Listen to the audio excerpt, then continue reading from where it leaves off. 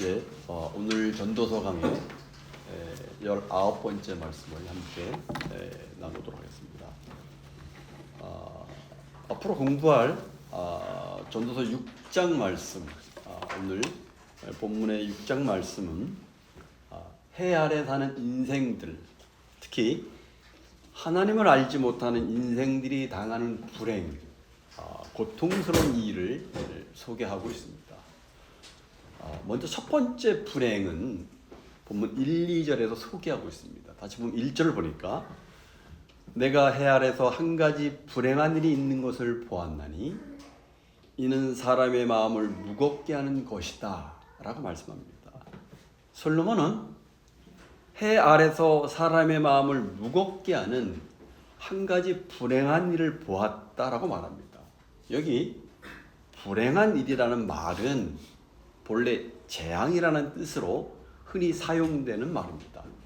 오늘 본문에서는 우리의 삶으로 하여금 의미를 잃어버리게 하는 것, 허무하게 만드는 것이라는 뜻에 가깝습니다. 그리고 이 불행한 일은 우리 마음을 무겁게 하는 것이라고 말합니다. 여기 마음을 무겁게 한다는 것은 잘못된 일이고 억울한 일이며 참으로 견디기 힘들고 어려운 일이라서 살아갈 이유조차도 발견하지 못했다. 그런 의미입니다. 그렇다면 여러분 그것이 무엇입니까? 2절에서 말씀합니다. 2절을 같이 읽어보죠. 시작. 어떤 사람은 그의 영혼이 바라는 모든 소원에 부족함이 없어 재물과 부요와 존귀를 하나님께 받았으나 하나님께서 그가 그것을 누리도록 허락하지 아니하셨으므로 다른 사람이 누리나니 이것도 헛되어 악한 병이로다. 여기 이것도 헛되어 악한 병이라는 말은 참으로 어처구니가 없는 일이요 통탄한 일이다. 그런 뜻입니다. 그렇습니다. 어떤 사람은 그 심령의 모든 소원에 부족함이 없을 만큼 재물과 부요와 존귀를 하나님께 받았다라고 말씀합니다. 그러니까 부와 명예를 다 얻은 거예요. 생각해 보십시오, 여러분. 얼마나 놀라운 복입니까? 더 이상 부러울 것이 없을 만큼 재물과 부여와 존귀를 하나님께 받았습니다. 여기까지 보면 이 사람은 정말 성공한 사람이고 행복한 사람이고 부러워할 만한 사람이 아닙니까, 여러분? 근데 문제는 뭡니까? 도대체 무슨 불행이라는 말입니까? 2절 하반절에 보니까 바로 하나님께서 그가 그것을 누리도록 허락하지 아니하였다라고 말씀합니다. 심지어 그가 가진 부와 재산과 명예를 그 자신이 누리지 못하고 다른 사람이 누린다라고 말씀합니다. 그러니 여러분, 이 사람 입장에서 보면 헛수고와 헛고생만 하는 것이고 참으로 어처구니가 없는 일이고 통탄한 일이다 말할 수밖에 없죠.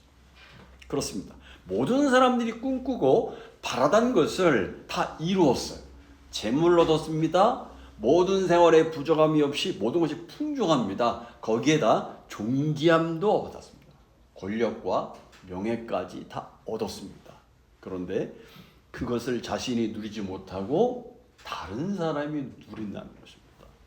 이것이 바로 불행의 원인이요 마음을 무겁게 하는 원인이라고 말씀합니다. 물론 여러분 부와 재산과 명예 등을 누리지 못한 그 구체적인 이유는 본문에 나와 있지 않습니다. 그러나 우리가 일반적으로 유추해 볼 수 있는 것은 질병이나 환난이나 사고나 객사 등등 예기치 못한 인생의 비극을 생각해 볼 수 있을 것입니다. 그런 것들로 인해서 그가 가진 모든 재물과 부여와 존귀를 누릴 수가 없었던 것이죠. 그러나 우리가 좀 더 깊이 전도서의 앞뒤 문맥을 생각할 때 그동안에 우리가 공부한 전도서의 말씀과 연결해서 생각하면 그가 그토록 바라던 재물과 부여와 존귀라는 하나님의 선물을 손에 쥐고도 정작 그것을 누리는 기쁨을 허락되지 않는 근본적인 이유는 이미 받은 것에 만족하지 못하고 더 많은 것을 갈망하는 우리 안에 탐욕이라는 악한 병 때문이라는 것입니다. 우리 성훈 집사님 기도할 때 이 탐욕에 관한 어떤 기도를 말씀하셨는데요. 그래서 여기 하나님께서 그가 그것을 누리도록 허락하지 아니하였다는 말씀은 하나님의 변덕이나 하나님의 저주를 나타내는 것이 아닙니다. 가진 것으로 만족하지 못하고 더 많은 재물과 더 높은 주의를 탐내는 인간의 탐욕이란 이 악한 병 때문에 가진 것조차도 누리지 못하는 비극을 솔로몬은 고발하고 있는 것입니다. 결국 누리지 못하는 원인이 하나님께 있는 것이 아니라 전도서적인 언어로 말하면 하나님이 없는 삶과 탐욕에 지배당했기 때문에 누림이 작동하지 않았다라고 솔로몬은 선언하고 있는 것입니다. 그러기에 이 사람은 가졌으나 불안하고 지켰으나 즐기지 못하며 쌓았으나 쉼이 없습니다. 그러다가 결국 인생을 마감을 하게 된 거예요. 그동안 쌓아놓았던 모든 것을 자신이 누리지 못하고 다른 사람이 누리게 된 것입니다.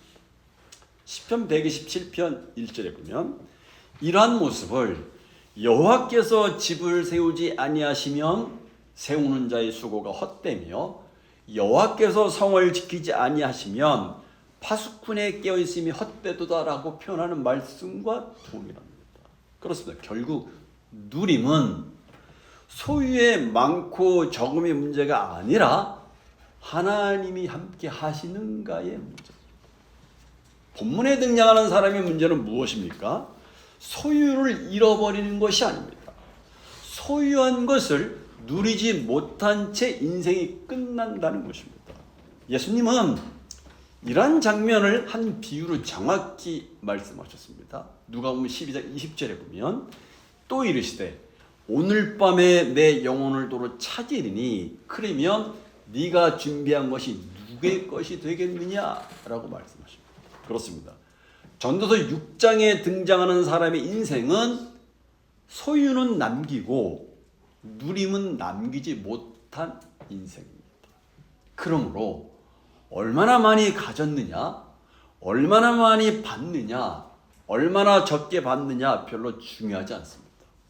얼마나 많이 가지고 있느냐도 중요한 것이 아닙니다. 내가 가지고 있는 것을 얼마나 누리면서 사느냐 하는 것이 중요합니다. 그렇다면 여기 누리면서 산다는 말이 무슨 말입니까, 여러분? 그것은 자신의 만족과 행복을 위해서 먹고 마시는 것을 말하는 것이 아닙니다. 그것들을 내게 주신 하나님과 하나님께서 그것들을 주신 뜻, 목적과 섭리를 잘 알고 바르게 사용하는 것이 바로 진정으로 누린다는 얘기입니다. 결국 누림이라는 것은 하나님과의 관계가 바르게 설정되지 않고는 불가능한 일임을 말씀하고 있는 것입니다. 그래서 소유와 누림은 일치하지 않는 것입니다.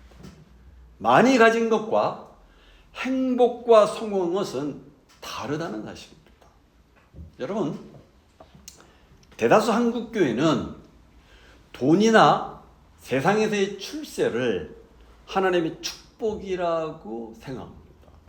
하지만 엄격한 의미에서 돈이나 성공이나 출세는 하나님의 축복이 아닙니다. 만약에 돈이나 성공이나 출세가 하나님이 주시는 축복이라면 예수를 믿는 사람이라면 누구나 다 부자가 되고 이 세상에서 성공하고 출세를 해야 논리적으로 맞지 않겠습니까? 하지만 예수 믿는 사람 중에도 가난한 사람이 있고 예수를 믿지 않는 사람 중에도 부자가 많은 것을 보면 돈은 예수를 믿는 사람들이라면 누구나 누릴 수 있는 하나님의 축복이 아니라는 사실을 우리는 말할 수 있습니다. 그래서 우리는 엄밀한 의미에서 재물과 부여와 존귀는 하나님을 믿는 모든 사람에게 주시는 보편적인 축복이라기보다는 특별한 목적을 위해서 하나님이 주시는 은사, 기프트로 이해할 필요가 있습니다. 아마 은사라고 제가 표현하니까 아마 여러분들은 굉장히 생소하게 들리실 것입니다. 왜냐하면 우리는 보통 은사라고 말하면 무슨 방언을 하거나 예언을 하거나 병 고치는 은사, 그런 것들을 먼저 생각하기 때문에 그렇습니다. 그러면 여러분, 은사가 뭡니까 여러분? 은사는 헬라어로 카리스마라고 얘기하는데 이 의미가 뭐냐면 거저 주어진 선물이라는 뜻입니다. 넓은 의미에서 그러니까 은사라는 것은 은혜로 받은 선물이라는 그런 뜻입니다. 그런 면에서 은사는 은혜와 밀접한 관련을 가지고 있습니다. 그러므로 은사는 하나님께서 주셨다는 개념이 강하게 드러나는 것입니다. 그리고 이처럼 하나님이 우리가 은사를 하나님께서 신자들에게 주신 하나님의 은혜의 선물이라는 관점으로 이해를 하게 되면 거기서는 내가 무엇을 할 수 있는가 보다는 하나님께서 이런 은사를 우리에게 주셔서 무엇을 이루려고 하시는가에 더 초점을 맞춰줄 수밖에 없는 것이죠.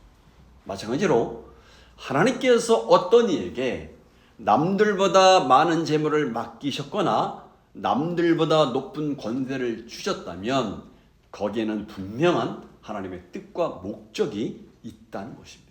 바로 여기에 우리가 놓치고 있던 은사의 비밀이 있습니다. 그것은 바로 은사는 소유하는 복이 아니라 사용하는 복이라는 것입니다. 재물이라는 은사도 마찬가지입니다. 하나님께서 우리에게 재물을 주신 것은 그것을 은행에 쌓아두고 통장의 숫자를 보며 혼자 흐뭇해하라고 주신 것이 아닙니다. 그것을 바르게 사용함으로써 하나님의 뜻을 이루고 그 과정에서 인생의 참된 기쁨, 즉 누림을 경험하라고 맡겨주신 것입니다. 그러므로 하나님께서 은사로 주신 재물이나 권세는 내가 가지고 있다고 복이 되는 것이 아니라 바르게 잘 사용할 때 자기도 복이 될 뿐만 아니라 다른 사람도 복되게 합니다. 사도행전 초대교회 성도들을 보면 성령의 충만함을 경험했을 때 자기 재산과 소유를 팔아서 각 사람의 필요에 따라 나누어 주었습니다. 그들은 더 이상 재물의 노예로 살지 않았습니다. 재물을 다스리고 그것을 사랑의 도구로 사용하며 이전에 경험하지 못했던 놀라운 기쁨을 함께 누렸습니다. 그러면 왜 재물을 나눌 때 놀라운 기쁨을 경험하게 될까요? 그것은 움켜질 때는 보이지 않았던 것이 보이기 때문에 그렇습니다.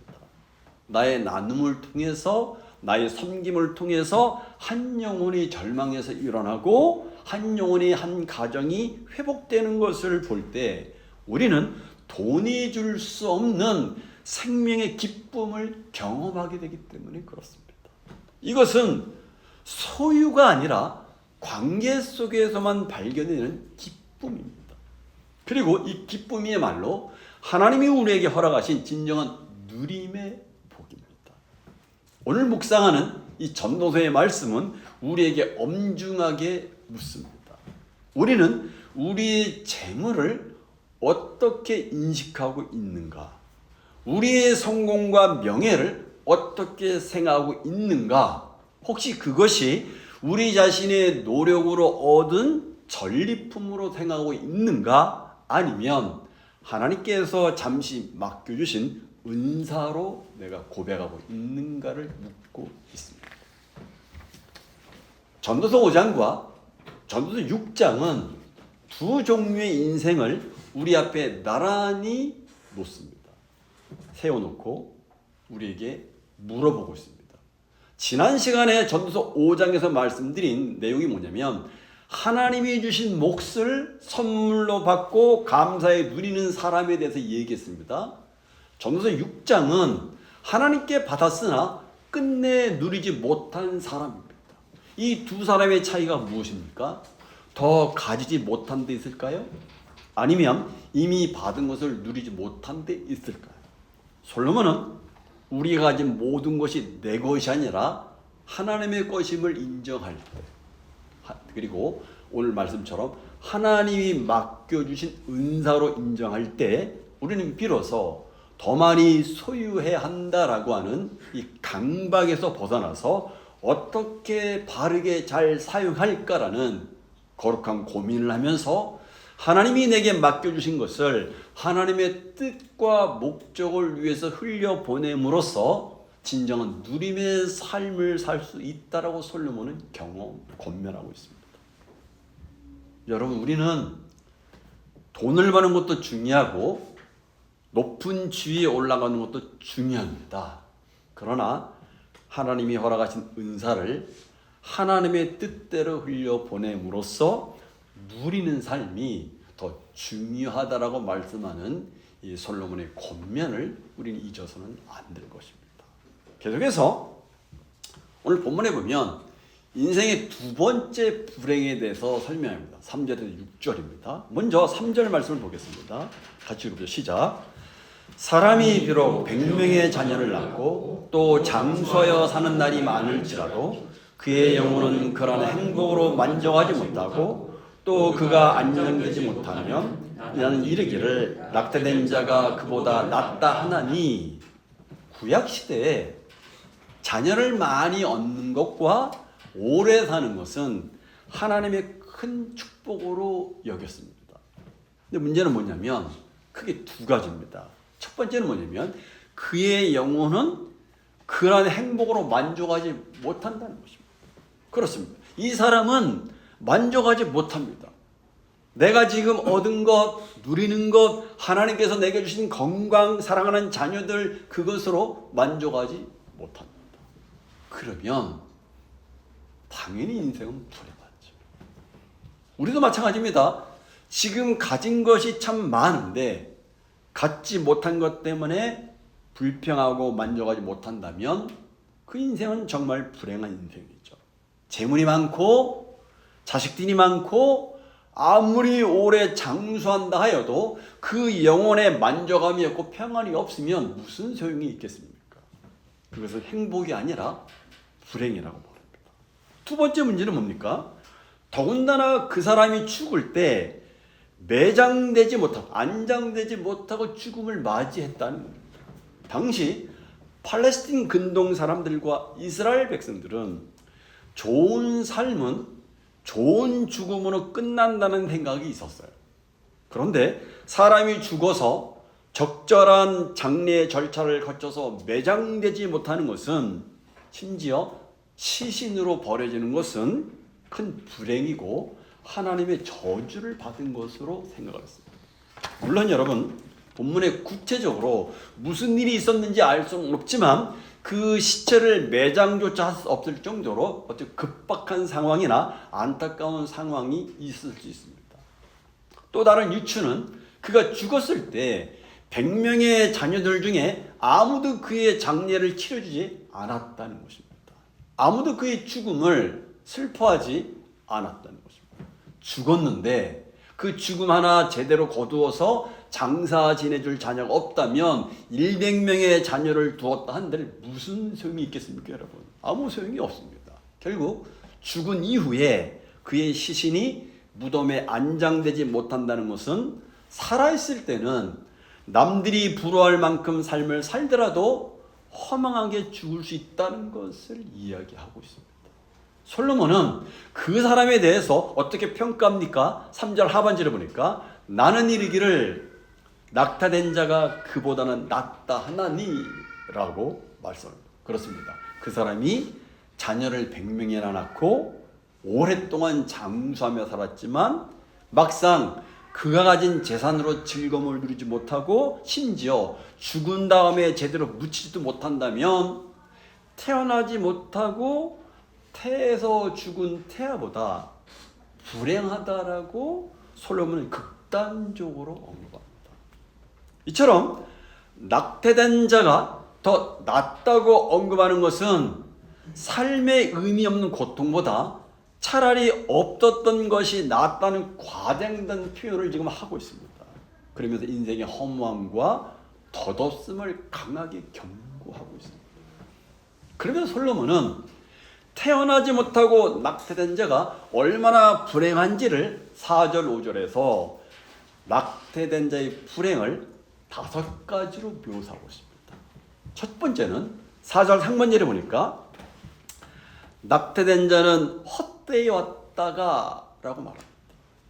낙태된 생명은 우리가 알다시피 모태에서 수정된 이후에 성장하다가 갑자기 허무하게 없어진 거예요.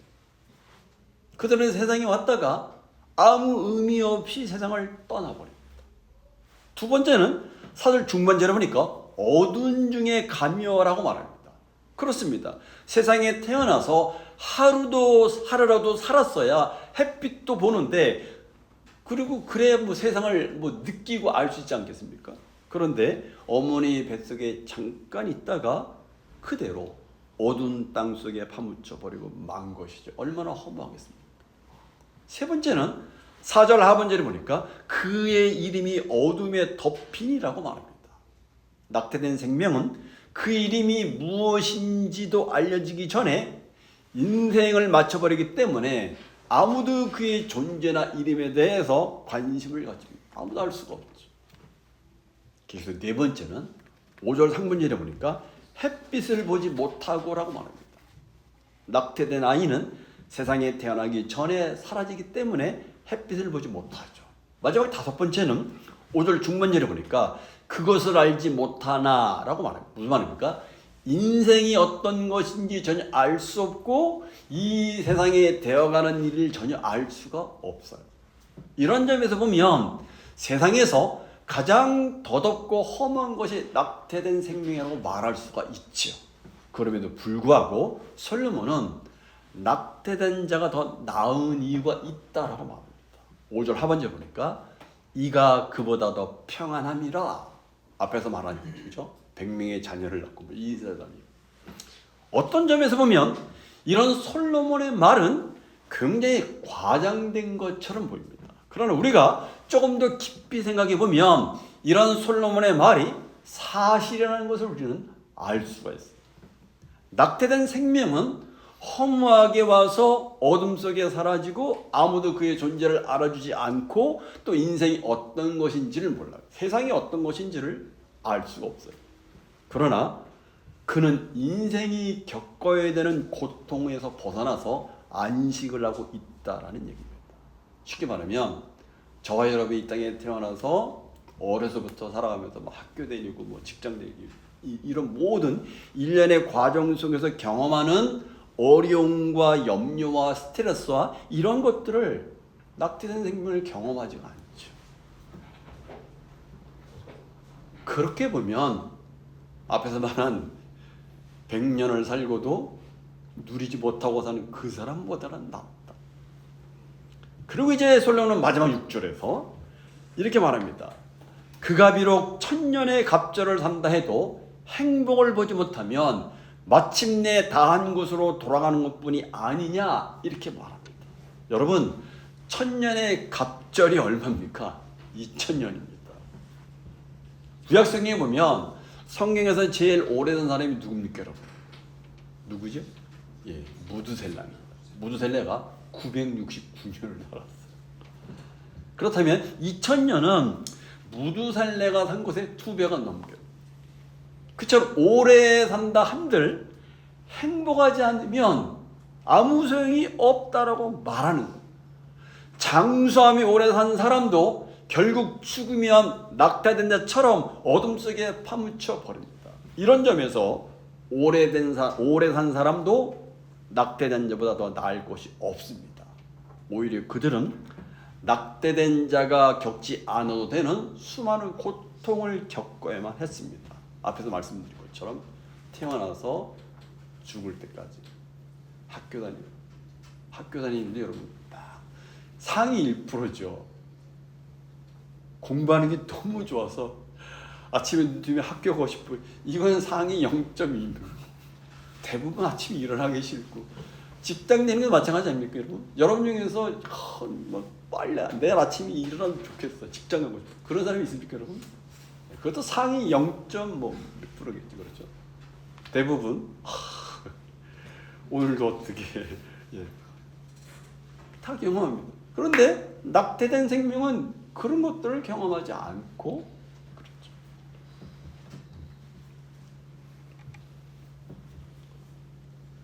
이런 점에서 보면 우리에게 중요한 것은 세상에서 얼마나 오래 사는가 하는 것이 아니라 짧게 살더라도 가치 있고 행복하게 사는 것이 더 중요하다는 것입니다.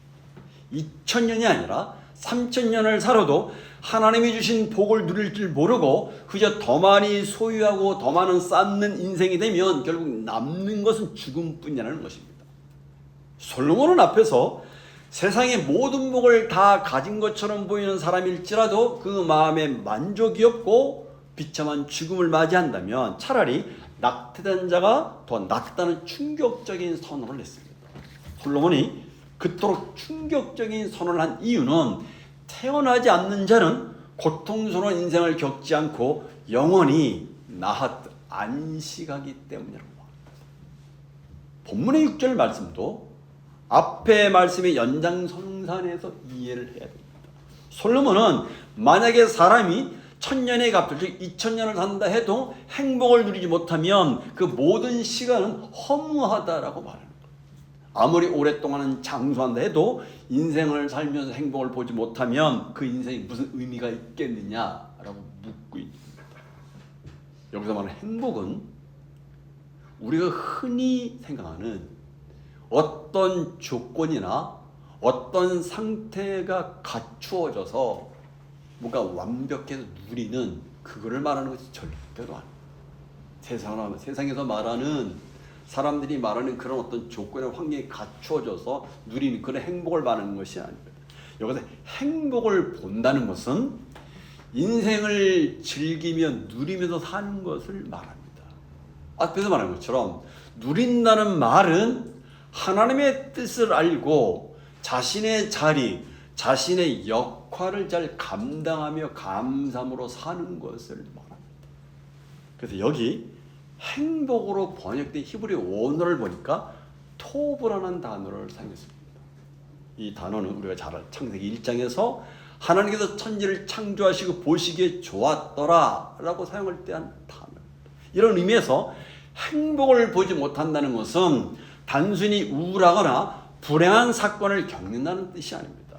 이것은 하나님께서 우리 삶 곳곳에 숨겨두신 토부, 좋은 것, 즉 하나님의 선한 것을 알아보지 못하는 영적인 질병에 걸린 상태를 의미합니다. 이런 사람은요, 아무리 맛있는 음식을 앞에 두고도 맛을 느끼지 못하게 됩니다. 그런 사람들처럼 하나님의 은혜의 선물을 주고도 그 안에서 기쁨과 감사를 길어올릴 능력을 상실해버린 사람입니다. 그렇다면 여러분, 사람들은 왜 이런 영적인 질병에 걸린 것입니까? 앞에 말씀드린 것처럼 결국은 탐욕이라는 악한 병 때문에 더 많은 것을 얻으려는 욕망에 사로잡혀가는 사람은 결코 현재를 즐기며 살지 못합니다. 누리며 살지 못합니다. 이런 사람의 눈은 지금 가진 것이 아닌 아직 갖지 못한 것만을 향해 있기 때문에 그렇습니다. 그러니 이런 사람의 영혼은 하나님이 주신 좋은 것을 보고도 그것을 누리며 살지 못하고 항상 지금보다 더 큰 것, 내가 가지지 못한 것만을 바라보며 불행하게 살아갑니다. 이것이 바로 솔로몬이 경고하고 있는 행복을 보지 못하는 삶의 비극적인 실체를 이야기하고 있습니다. 이제 마지막으로 솔로몬은 이 행복이 없는 삶의 종착지를 분명히 제시합니다. 맞아 보니까 마침내 다 한 곳으로 돌아가는 것뿐이 아니냐라고 얘기합니다. 이 한 곳은 어디입니까? 바로 죽음의 자리, 무덤을 가리킵니다. 솔로몬은 이 냉엄한 종착지 앞에서 우리에게 어차피 모든 것을 내려놓고 똑같은 모습으로 돌아갈 것이라면 우리는 무엇을 위해서 그토록 치열하게 살아가고 있는가 물어보라고 얘기해요.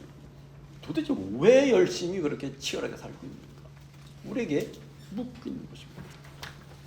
성도 여러분, 우리는 100세 시대를 살아가면서 더 오래 더 건강하게 사는 것에 인생의 중요한 목적과 가치를 두고 살아가고 있습니다. 그러나 솔로몬은 우리에게 단호하게 인생의 참된 가치의 의미는 얼마나 오래 사느냐가 아니라 어떻게 사느냐에 달려있음을 경고합니다. 우리의 남은 인생이 그저 시간을 연장하는 무의미한 시구가 되지 않아야 합니다. 하나님께서 우리 일상에 숨겨두신 이 좋은 것, 토부를 발견하고 그것을 누리는 기쁨의 삶을 살라고 당부하고 있는 것입니다. 이제 말씀을 맺겠습니다. 솔로몬은 전서 5장과 전서 6장을 통해서 두 인생을 조용히 세워놓고 너는 어느 쪽에서 있는가를 묻고 있습니다. 우리가 복된 삶을 살기 위해 더 많이 갖거나 더 높이 오르거나 더 오래 사는 것이 필수적인 것은 아닙니다. 오히려 가진 것 안에서 누리고 자기 자리에서 겸손하며 자기에게 주어진 삶에 만족하는 것이 진정한 복된 삶이라고 말합니다. 그러므로 우리는 더 많이 갖는 법, 더 높아지는 법, 더 오래 사는 법을 내려놓아야 합니다. 왜요? 만족은 소유의 크기에서 오지 않고 행복은 환경이 만들어주지 않기 때문입니다. 특히 현재 주어진 삶을 감사함으로 누리는 것은 하나님이 허락하신 정말 큰 은혜라는 사실을 우리는 잊어서는 안 됩니다. 그럼에도 그 은혜를 누리지 못하는 것은 바로 우리 안에 있는 욕심, 탐심 때문입니다.